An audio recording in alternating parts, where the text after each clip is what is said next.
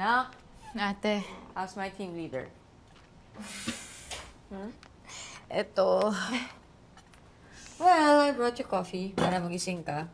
Salamat. I'm gonna sleep na rin. Bye. Ate, may tanong lang sana ako eh. What?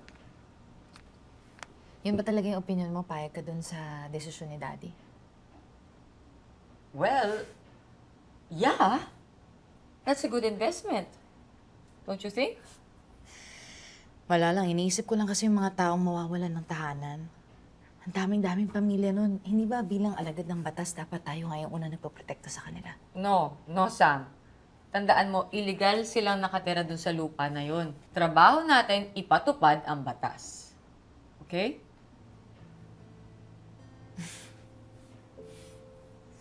Si Kuya kaya, anong opinion? Si RJ? Oo lang naman, oo kay Daddy yan. Kahit ano sabihin ni Daddy, yes lang siya. So I guess, yes lang din. Tama na, ha? Kakaisip mo ng mga negative thoughts. Come on! Look at your achievements. Team leader ka, hero ka sa bus incident. Ano ba? Ay naku ate, pwede ba? Wag na wag mo nang babanggitin ulit yung bus incident na yan. Sus ko pa nakakainit ng ulo. Bakit ano nangyari? Ha? Ay may lalaki na nansing sa akin eh. Kinansingan ka? Anong ginawa niya? Hinalikan ba naman ako? Hinalikan ka? Alam mo, harassment yun. Pwede ko siyang kasuhan. Ako mismo dadapot sa kanya. Nasaan siya? Hindi ko nga alam kung anong pangalan ng lalaki. Anong itsura? Itsura?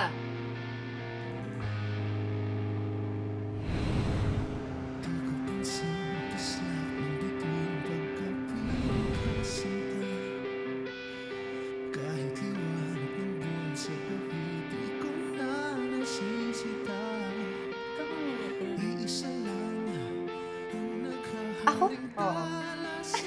Anong ngiti? Hindi ako mingiti. Teka, Ano ba, Kadiri? Hindi ako mingiti, ah. na-offend ka ba talaga sa ginawa niya? Ha? Siyempre. Isa pa pa, alam mo, nakita mo yung itsura niya? Sobrang Kadiri. Dugyot. Ang dumi-dumi, parang hindi naliligo. Tapos, yung buhok, sobrang dry. Saka sino matinong lalaki ang magpapanggap na nahimatay tapos bigla kang hahalikan? Diba? Hindi matinong tao yun. Ang tawag doon, manyakis. Ano tayo mong sinabi? Isa lang tanong ko.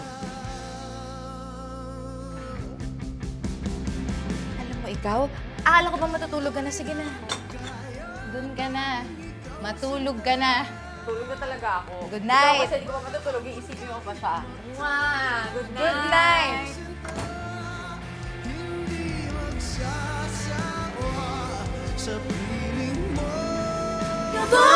Nag-aagap na puso, ikaw ang pag-asa ng bayan. Tagapag